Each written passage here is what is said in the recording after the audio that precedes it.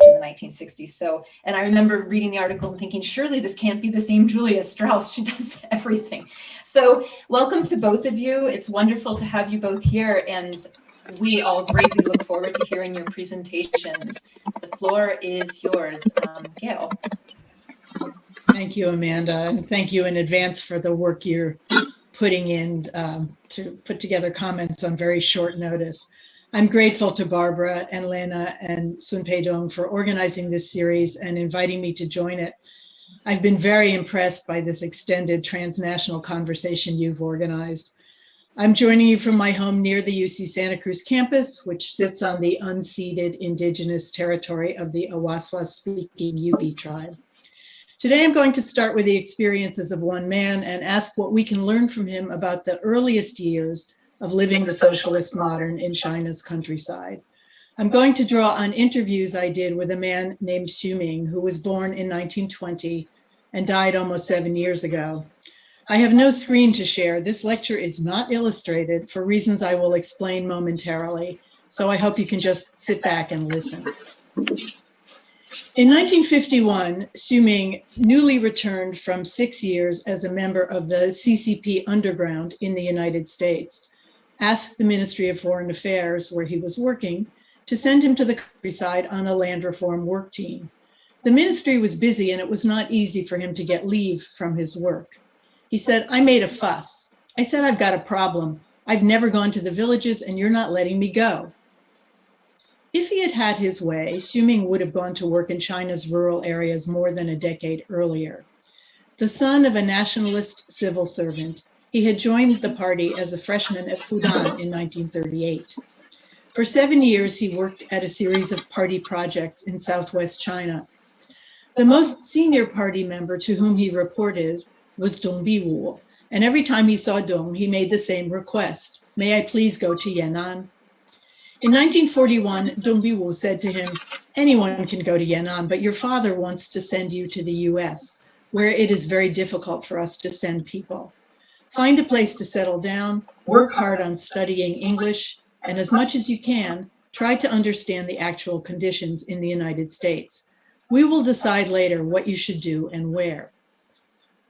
So in late 1944, after many twists and turns I have no time to recount here, Xu Ming went off to Clark University in Massachusetts and later to New York City, returning to China for good only in late 1950. He was aware that as a privileged son of urban China, he had little idea how Chinese peasants lived. It was high time, he felt, to learn more about them. Xu Ming spent half a year in Yunchuan County in Sichuan, near and now part of Chongqing, from the fall of 1951 to the spring of 1952. Initially, his desire to be educated about rural life accorded perfectly with what the Ministry of Foreign Affairs instructed its cadres to do. "You are not there to run the land reform," they were told. "You are there to observe and learn."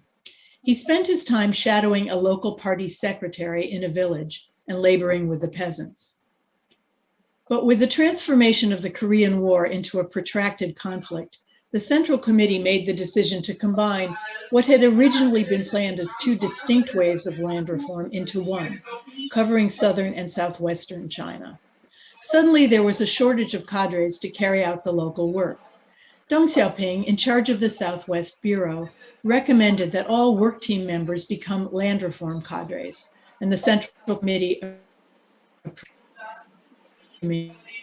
went from being a person who had absolutely no understanding of the countryside to a secretary of a district committee. His district, one of 7 in the county, was in a semi-mountainous area where terraced agriculture was practiced. He was responsible for 7 townships in the district, each with more than 10,000 people. Because the district was the lowest level that received a full range of national directives, Xu Ming was now located at a linchpin of the national and the local. What I want to do today is give a brief account of what Xu Ming learned in his 4 months as a district cadre, and what I found surprising and thought-provoking in his account. What I present here is a preliminary, tentative piece of a larger study of Xu Ming's life and times. It's not a comprehensive or fully contextualized study of the land reform, But as I will explain at the end, I don't think the dynamics described here have been fully explored in other accounts of the land reform. The dynamics that Xuming saw raise questions about the effects of the new PRC rural administration from the very moments of its inception, directing our attention to how long-standing practices of governing and being governed were overwritten and reconfigured without disappearing completely. This lecture, unlike the other very entertaining ones in this series, is not illustrated. I have no pictures of Xuming in the countryside or of anyone else at that time in Yunchuan County.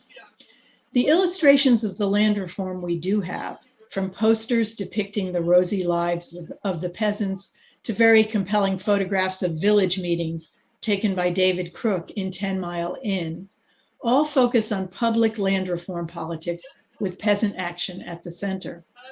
What I am about to say, in contrast, would be best illustrated by a picture of a local cadre poring over stacks of reports in a dimly lit district office. And that is the point. The actions I will try to describe here were not secret, but they happened largely out of public view. They lacked the revolutionary cachet of the story we usually tell. And yet, Xuming's story suggests that we can't understand either the land reform or its successor events without a sustained glance at that district office cadre. After Xuming became a district party secretary, he found himself working with another district secretary who had originally been a migrant laborer. During the Civil War, this man had hauled equipment for Deng Xiaoping's troops, quote, pushing small carts from Shandong to Nanjing through the high mountains of eastern Sichuan. The troops had fought their way to a county where there were no cadres whatsoever. So these people, I see my internet connection is unstable. Can you hear me? Am I audible here? All good. Okay, Yep. So these people who had pushed small carts and so forth all became cadres. Xuming and another work team member from Beijing now became first and second secretary of the district in charge of land reform, while the former Shandong cart hauler served concurrently as third secretary and head of the district in charge of daily operations. Xuming soon discovered that the district received 8 to 10 directives a day, far too many for the limited staff of secretaries to implement. There was another person in the office, a local documents clerk, who could read much better than the former cart-hauling third secretary, and who therefore had a lot of power. Quote, so I asked the clerk, I said, today so many things have come in, how shall we handle it? He laughed at me. He knew I was an amateur. He said, trust me, you all are very busy. Don't concern yourself with these things. After you read them, I myself have ways of dealing with the higher levels, unquote. What the clerk conventionally did, Xuming discovered, was this, quote, there were many matters that were not transmitted downward, but when it came time for him to give a report to higher levels, he recorded that all of the tasks had been completed. He knew how to write a report, and you would read it and feel very satisfied. Actually, none of what he reported had happened, unquote. This could conceivably have been a moment where the righteous outsiders from the Beijing land reform work team imposed some political discipline on the locals. But to Xuming, the local clerk's approach seemed quite reasonable, part of a web of practices that enabled local cadres to pick and choose which directives made local sense. At one point, for instance, the Ministry of Agriculture issued a directive to every county, directing each village in China to dig several wells. Quote, when this kind of announcement came down, the county would distribute one copy to each district. They would not give any further instructions. You would read it and deal with it as best you could. Those county committee secretaries all knew the situation. There was no way at all to manage such things. I give the directive to you. You think of a way to give me a response. I can report it upwards, and that will take care of it, unquote.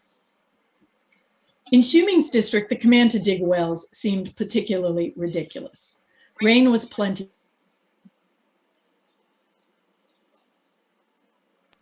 We're not hearing you.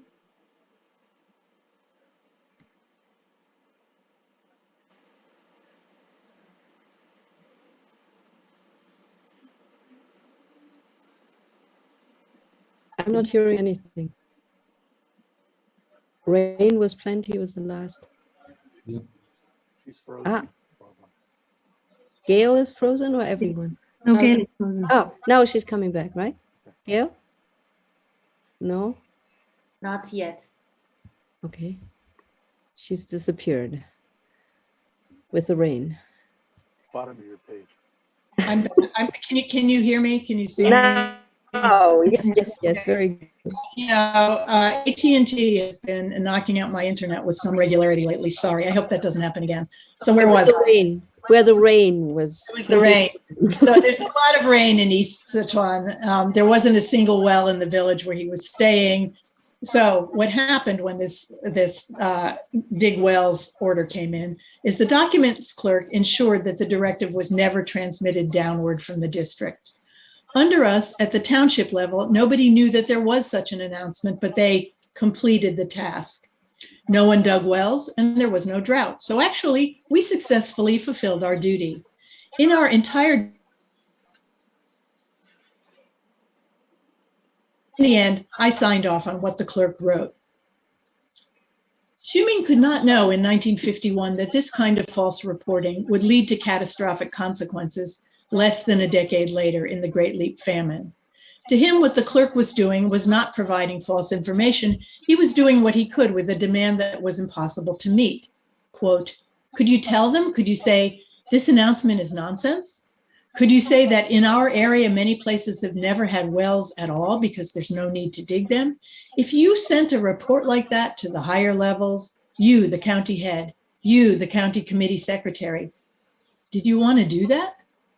The county party committee secretary knew that this report was false, and the district party committee secretary knew even better that this was false. Nobody lower down knew anything about it. They didn't know that this directive existed, unquote. And he added ominously, this happened frequently. Everyone grew numb to it. It seemed that no one concerned themselves about these things. To Xuming, the problem was that people at several levels removed from the grassroots could not shift their thinking to take account of local particularities. He felt that this was not a recent phenomenon. Quote, in Chinese history, they say that above there is policy, below there are countermeasures. 上有政策, 下有对策. This did not start with the Communist Party. When I look back at history, I think that this was already happening when people were dealing with Qin Shi Huangdi. If you look at Chinese history, you must know that what was recorded might have differed greatly from actual circumstances. Across successive dynasties, within the bureaucratic structure, in order for the lower levels to deal with the higher levels, you couldn't help but lie. If you never told a lie, you couldn't do the job. The land reform was also full of this kind of problem, unquote. But if the directive to dig wells in a wet weather district could be sidestepped, the political imperatives of the land reform were more difficult to avoid.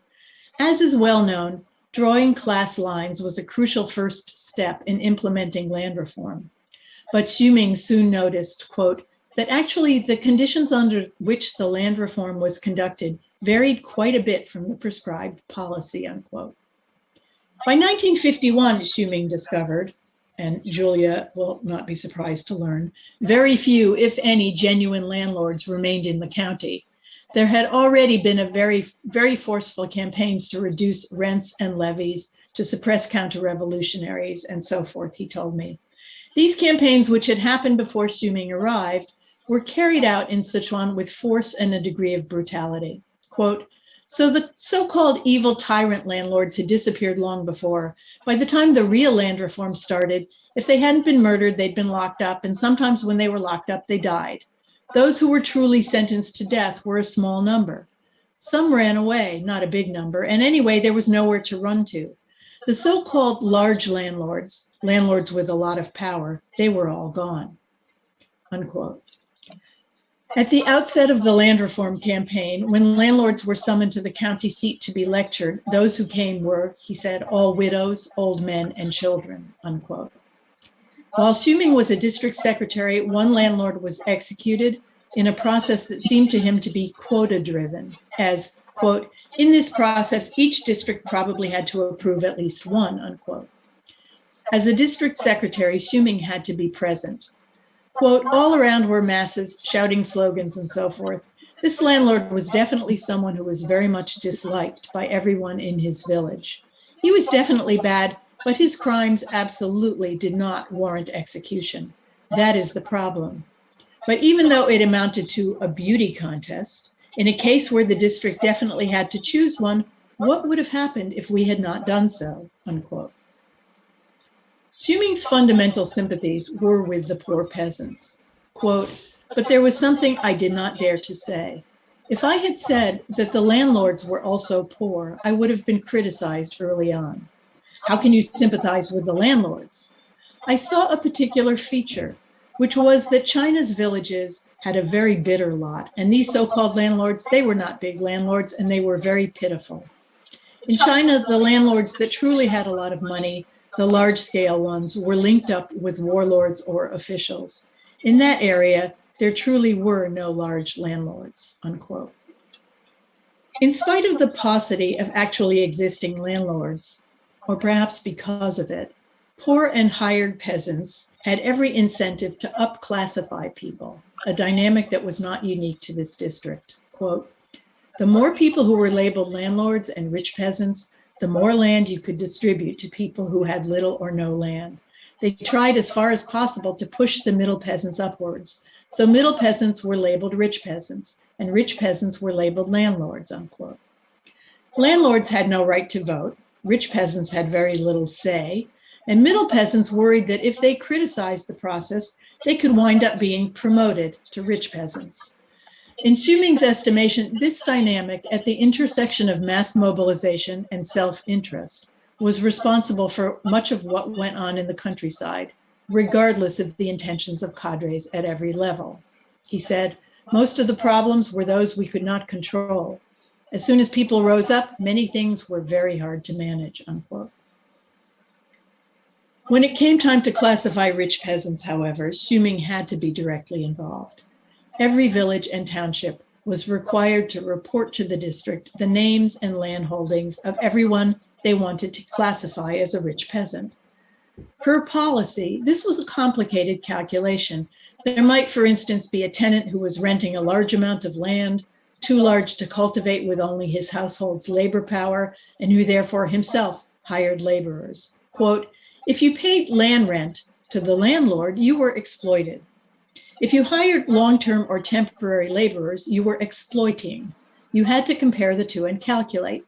Only if a certain percentage of your income came from your exploitation, surpassing several-fold the rent you gave to the landlord, could you be counted as a rich peasant, unquote. Sichuan peasants paid a lot of rent, and therefore people in this situation seldom met the criteria for becoming a rich peasant. In fact, when Schuming compared the village reports against the government handbook on how to draw class lines, he found that not one of the several dozen people that were being proposed as rich peasants met the criteria. Villagers had not used the policy book to make their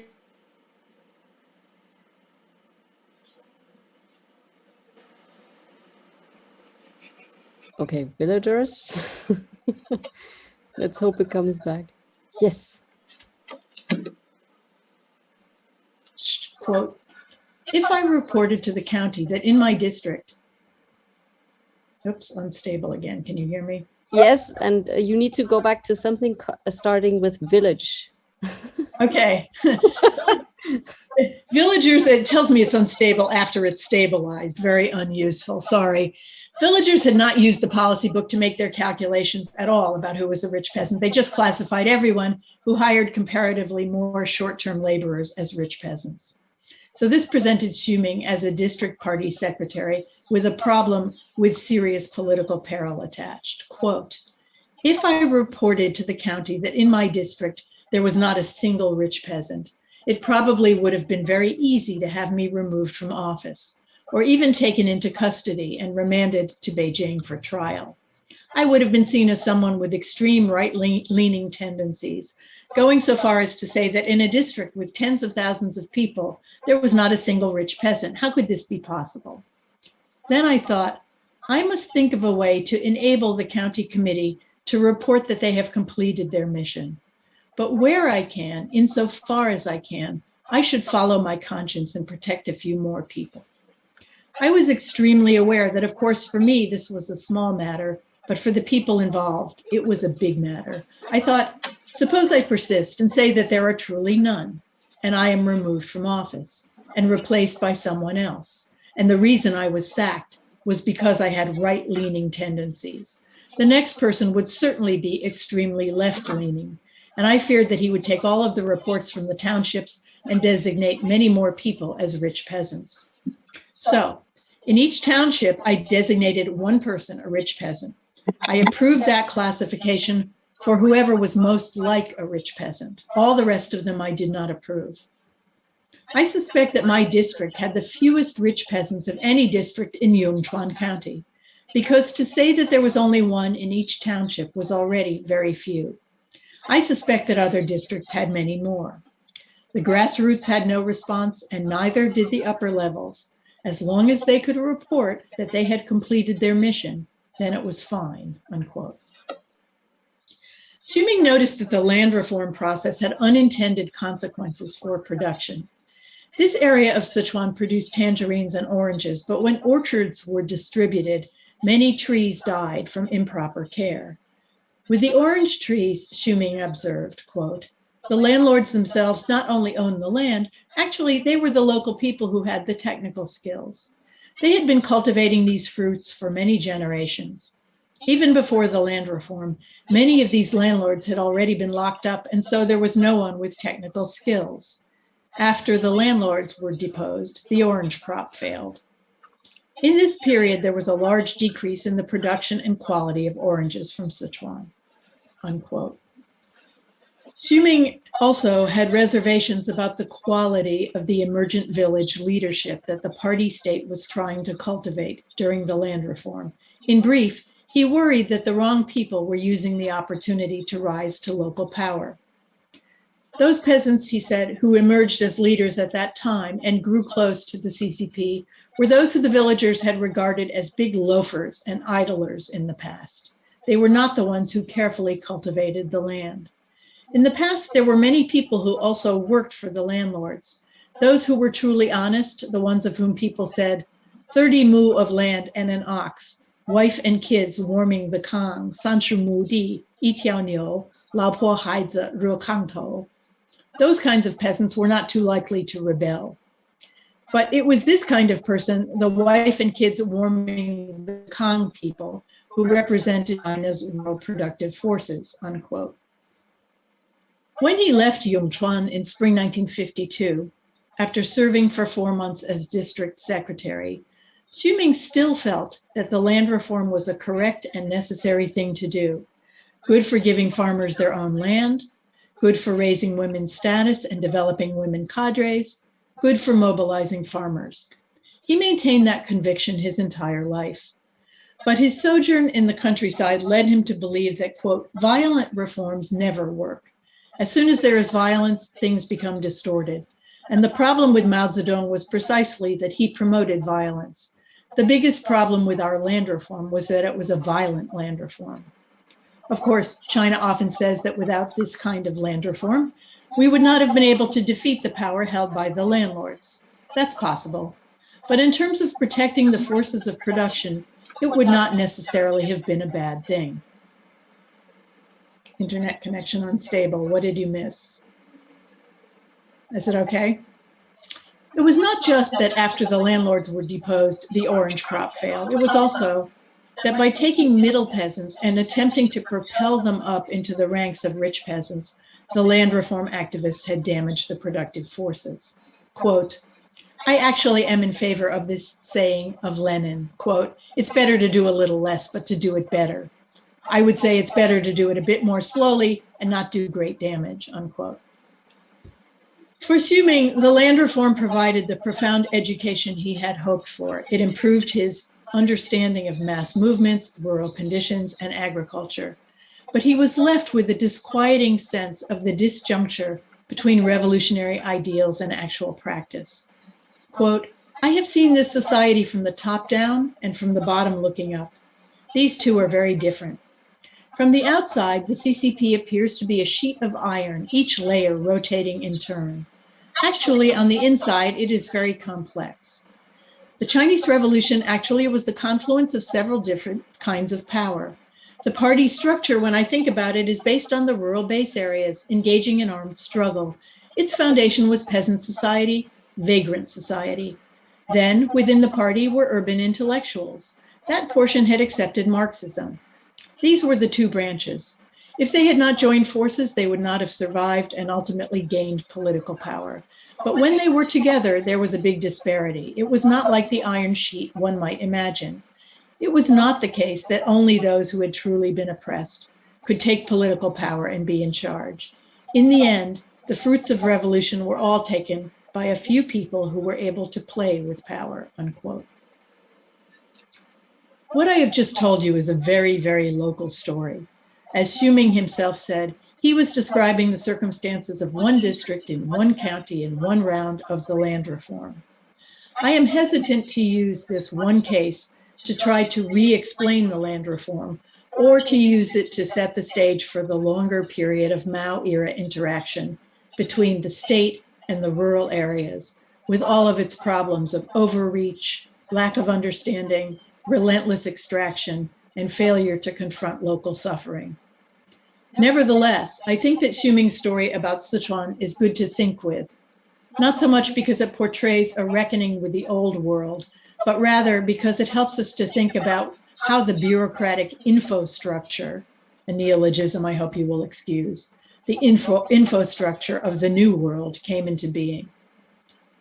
In her study of communist organizing at the Anyuan mines in the 1920s, Liz Perry notes that, quote, the impressive achievements of the communist labor movement at Anyuan evidenced a knack for enlisting conventional sources of authority in service to new political purposes, unquote.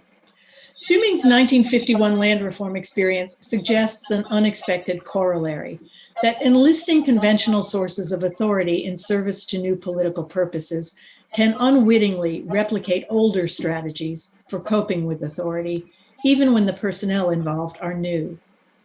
I would like to know more than I currently do about how Yunchuan County and its second district were governed prior to 1949. But it does appear that for lower level functionaries, what Michael Soni calls the art of being governed extended to the strategies that newly minted local officials used to cope with higher levels of authority. New local officials inhabited that blurry zone where a boundary between state and society was being configured in the early PRC. They were obviously going to be governed by higher levels of the state.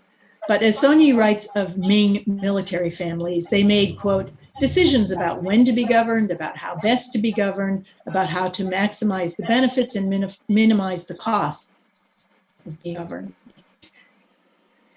These authorities in Sichuan devised formulaic dodges and feints to satisfy ignorant or mechanistic demands coming from above. Ultimately, so did the cadres who had been sent down from Beijing. Local officials were not operating in an unconstrained zone where any local deviation would work. You had to report a certain number of wells dug, whether you dug them or not. You had to report a certain number of rich peasants and allow them to suffer the consequences of becoming rich peasants in order to keep the state authorities satisfied and at a distance. In the case of internet connection unstable, can you hear me? In the case of rich peasants, local authorities were also registering real pressures from below to upgrade class labels, a dynamic that deserves further investigation, but is unlikely to be clarified at this point in time. It is also worth considering the temporal dimension of what Xuming saw in Sichuan. Land reform proper did not begin in Xuming's county until late 1951.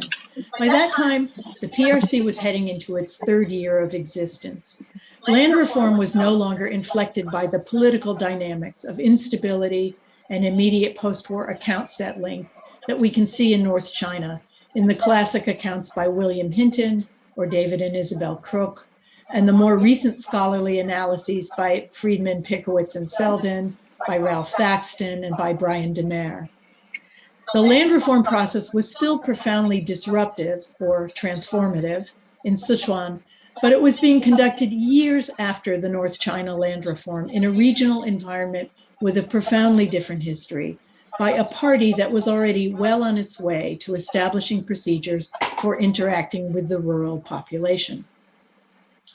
In her 2019 book, State Formation in China and Taiwan, Bureaucracy, Campaigns, my co-speaker today, Julia Strauss, examines the dynamics of land reform, among other places, in Sunan, another area where land reform happened late. Considering the land reform as an instance of state building via interlocking modalities of bureaucracy, campaign, and performance. All of these terms seem to me to be relevant to what Xuming encountered in Yongchuan County. The social formation Strauss describes in Sunan is in some ways similar as well, one in which, quote, landlordism was in decline, landlords were weak and or not commonly hated, and indeed in many places locals thought that their landlords were not such bad sorts at all, unquote. I find Julia's work very helpful, especially about how the state staged its land reform campaign. But her main concern in this book is not the fissures and accommodations inside the state and between various layers of state agents, though the categories she develops could be helpful in considering that formation. What we should continue to try to find out, if I can be permitted a quick mashup of Sony and Strauss, is where and how these arts of governing and being governed were transmitted. This could help us understand how habits of governing and being governed can survive regime change, personnel change, and ideological change. Indeed, how they can even be reconfigured and survive revolution. Thank you, and thank you for putting up with my internet instability today. Thanks very much. And we move on to Julia Strauss. Thanks a lot. Now, I'm a newbie in dealing with screen share. And Gail, that was an absolutely wonderful presentation. And so much of what Xuming experienced, I see reflected and refracted in part in the kinds of reports that I read in Sunan. I have to say that one major difference is that, in fact, in the early stages of land reform, the preparatory stages of land reform in Sunan, local officials, at least from the smattering of reports that I have been able to see in a number of different districts, in fact, local officials were very frank, and they wrote to higher up saying, wait a minute, these categories make no sense here. It doesn't apply. We don't have enough landlords. We don't have enough landlords. The landlords we have aren't hated. Most of the big ones have fled. And in fact, the major tensions in society and the people who are hated are not landlords, but certainly in the greater outer districts of Shanghai, which at that point were completely rural. There was just nothing there industry-wise and so forth. The main points of fissure were not between peasants and landlords, and they weren't even that much between peasants and rent collectors. The real animosity was between the people who'd been there for a long time and an influx of newcomers who were, quote, in the eyes of locals, squatting on the land. So the kind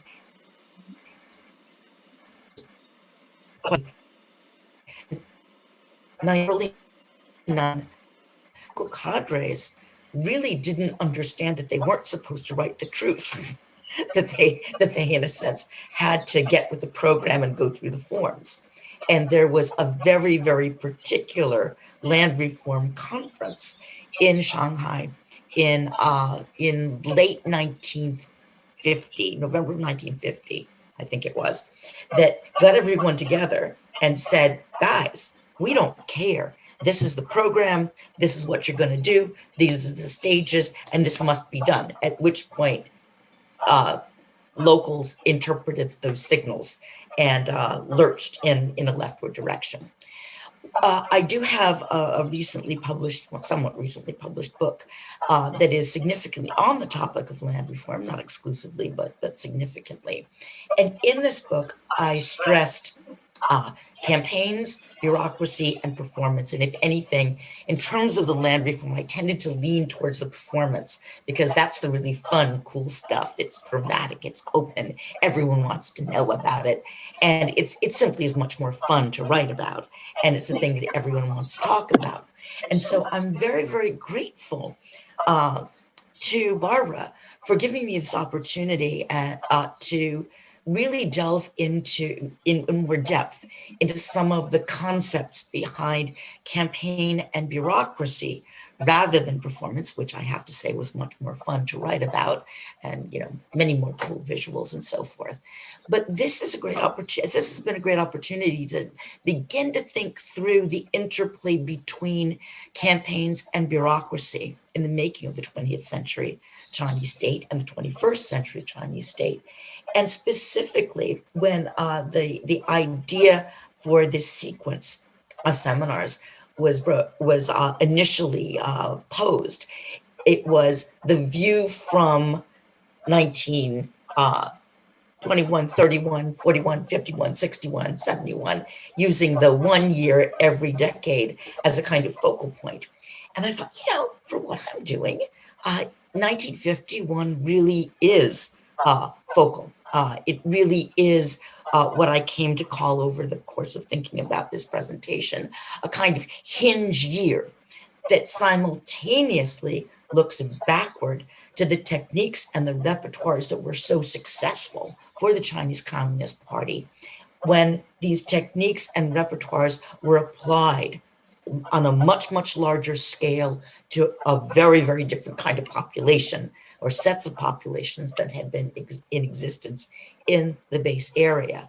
And some of the tensions that one sees in 1951 in this hinge year, we see then becoming much sharper in subsequent years in 57, 58, the early 1960s with, and then of course in the Cultural Revolution and the sub-campaigns of the Cultural Revolution, until in a sense of complete exhaustion as well as a desire to restore the authority of the Chinese Communist Party at the third plenum of the 11th Central Committee, the party decided, all right, that's it. No more mass mobilizational campaigns. In the main, the period of mass mobilizational campaigns is at an end.